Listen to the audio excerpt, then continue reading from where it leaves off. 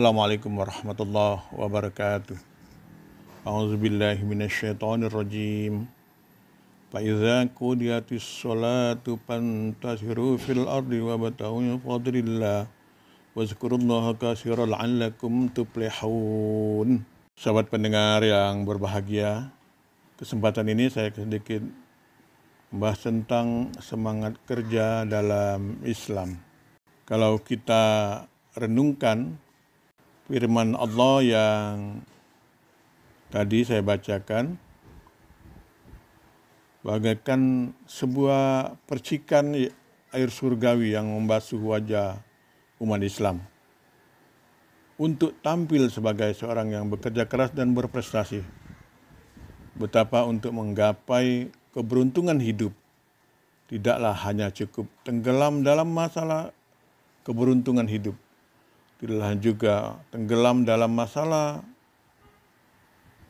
ibadah formal atau ritual lainnya, tapi hendaknya diwujudkan dalam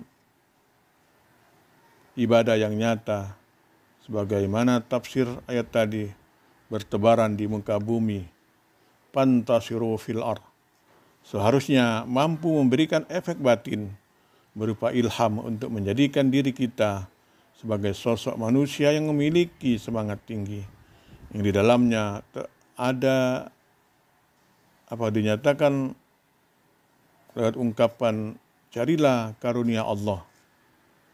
Semangat ini dapat kita simak dari Abdurrahman bin Auf, sahabat Nabi yang paling layak untuk kita tampilkan sebagai tokoh yang mempunyai etos kerja Islam. Abdurrahman yang dikenal pandai dalam berniaga dan disegani karena termasuk orang terkaya di Mekah, rela meninggalkan seluruh kenikmatan harta dan status sosialnya ketika sedang ikut berhijrah ke Madinah. Ketika tiba di Madinah, dia ditawari berbagai fasilitas oleh Sa'ad bin Rabi', sahabatnya yang merasa prihatin melihat kehidupan Abdurrahman.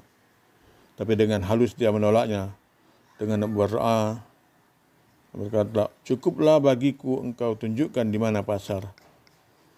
Semangat, ketabahan, keikhlasan berpadu dalam jiwa Abdurrahman. Bagi dirinya, hidup terasa mempunyai nilai tambahan ketika dia memasuki kehidupan dan tantangan bisnis pasar. Bekerja keras, mencurahkan seluruh kemampuannya, dan kita pun akhirnya mengetahui Abdurrahman tampil sebagai pemenang untuk berubah nasibnya dari orang yang dikasihani menjadi orang yang mengasihani, dari sosok yang sangat perlu untuk dibantu berubah menjadi seorang yang kaya raya yang selalu siap membantu. Selain Abdurrahman, kisah keteladanan tentang semangat kerja dapat kita simak juga dari kisah Sa'ad Al-Ansari yang menyampaikan sebuah riwayat. Suatu hari seorang sahabat Nabi memperlihatkan tangannya yang melepuh dan kehitam-hitaman. Ketika Nabi menanyakan hal tersebut, ia berkata bahwa tangannya melepuh karena bekerja keras, membanting tulang, menggali tanah, batu, cadas yang keras untuk mencari nafkah yang halal bagi keluarganya. Mendengar itu, kemudian Nabi meraih tangan yang melepuh itu dan mencium tangannya. Sebuah penghormatan yang tiada tara terhadap pekerja keras dari kekasih Allah Muhammad Sallallahu Alaihi Wasallam. Sahabat pendengar yang berbahagia, maka perlu kita sebagai hamba Allah yang selalu meyakini kebenaran Al-Quran dan Sunnah harus tertanam dalam diri kita bahwa mensyukuri nikmat Allah merupakan kewajiban untuk mutlak yang harus kita kerjakan. Bekerja dalam agama Islam sama saja dengan pernyataan syukur kepada Allah. Bahkan bekerja adalah setara dengan berjuang di jalan Allah.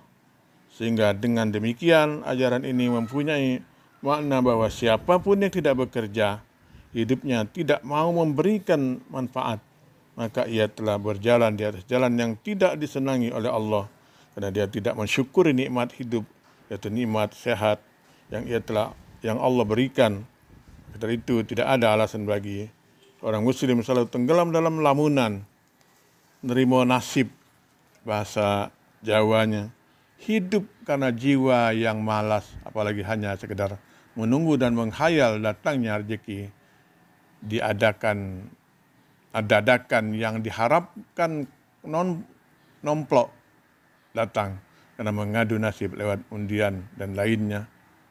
Walaupun demikian istilah keren sekalipun.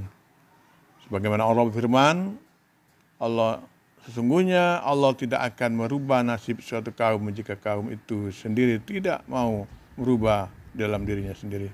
Siapa mendengar yang berbahagia, agar tertanam dalam keyakinan kita bersama bahwa bekerja itu adalah amanah Allah, maka perlu ada semacam sikap mental yang tegas pada diri setiap muslim.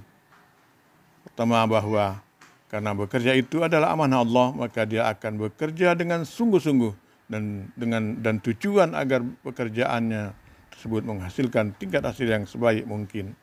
Yang kedua, kebahagiaan melaksanakan pekerjaan. Dengan melaksanakan pekerjaan tersebut berarti dia telah melaksanakan amanah Allah. Yang ketiga, ada semacam malu hati apabila pekerjaannya tidak dia laksanakan dengan baik. Yang terakhir, Allah tidak menyukai orang-orang yang malas, dan orang-orang yang malas adalah santapan syaitan. Karena ini saja yang dapat saya sampaikan pada kesempatan ini. Mudah-mudahan bermanfaat bagi kita semua. Nasrun minallah wa fatun qarib. Wassalamualaikum warahmatullahi wabarakatuh.